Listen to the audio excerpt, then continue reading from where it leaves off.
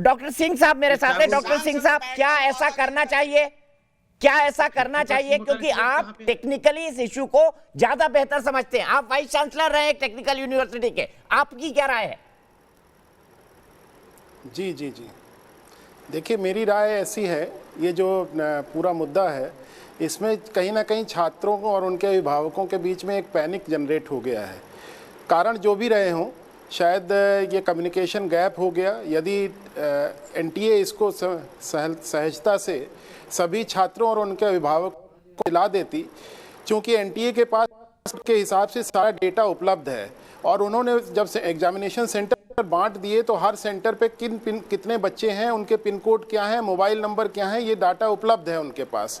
तो ये कोई बहुत मुश्किल चीज़ नहीं है आज की तारीख में कि कॉल सेंटर को भी अगर ये जिम्मेदारी दे दी जाती तो वो कॉल सेंटर हर अभिभावक को से बात करके उसकी यदि कोई समस्या है तो उसका निवारण कर देता। जैसा कि अभी मैंने सुना, पूर्व वक्ताओं ने बताया कि इस प्रकार की व्यवस्था की गई है कि ट्रांसपोर्टेशन का अरेंजमेंट किया जाएगा, परंतु उस सब के बावजूद यदि छात्रों के बीच में कोई पैनिक है तो उसका निवारण हमें सहजता से करना चाहिए।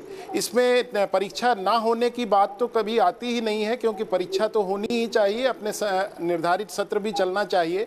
लेकिन एक विषय और मैं इसमें जोड़ना चाहूँगा कि जीरो सत्र की बात जो है बहुत पचती नहीं है, क्योंकि हम यदि 2 सेमेस्टर को अगर हम बात करें, जो कि हमारा अगस्त में शुरू होता है सत्र, तो अगस्त से चल करके वो दिसंबर तक जाता है और अगला सत्र हमारा जनवरी से शुरू होकर के मई अप्रैल एंड तक जाता है। तो यदि हम इस सत्र को जनवरी में भी शुरू करेंगे तो जनवरी में शुरू करके हम अप्रैल तक पहला सेमेस्टर और अप्रैल के बाद 15 दिन का ब्रेक दे करके हम अगस्त तक दूसरा सेमेस्टर खत्म कर सकते हैं और सत्र को हम अब जो हमारा वेकेशन होता है उसको खत्म करके रेगुलेट कर सकते हैं। एक और बात मैं ऐड करूंगा कि शायद ये कहीं ना कहीं आगे कर देंगे सिंह साहब, आगे कर देंगे, बताया कि हमारा प्लीज आगे कर देंगे सिंह साहब जी।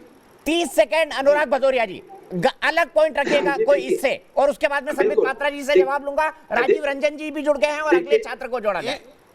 देखिए जो बिटिया अभी जुड़ी थी शुभश्री, उसने देखो कितनी साफ बात कही। वही मैं कह रहा था, ट्रांसपोर्टेशन की प्रॉब्लम है क्योंकि सोशल डिस्टेंसिंग की वहां प्रॉब्लम आएगी, क्योंकि आप जानते हैं गवर्नमेंट की जो हालत आज की डेट में है वो बसेस प्रोवाइड नहीं कर पाती समय से। मैं जानता हूँ अच्छी तरह से, देखो कहना बहुत आसान होता है। उसने यही कहा कि 90% छात्रों से हमने बात की है वो एग्जामिनेशन के लिए तैयार नहीं है। उसने सोशल मीडिया पे एक पोल किया, 90% छात्र, 25 लाख छात्रों को बिटिया बात कर लेगी। अनुराग भदौरिया जी, आर्गुमेंट को तर्क का रखा करिए। 90% लोगों से, 25 लाख बच्चों से वो बात कर लेगी। उसने ये भी बोला 30 किलोमीटर दूर मेरा सेंटर है, जिसकी मैं बात पहले कर रहा था कि सेंटर इनके बहुत दूर दूर है। कहना बहुत आसान होता है, जैसे संबित जी बड़े आराम से कह जाते हैं आपको। चलिए ठीक है।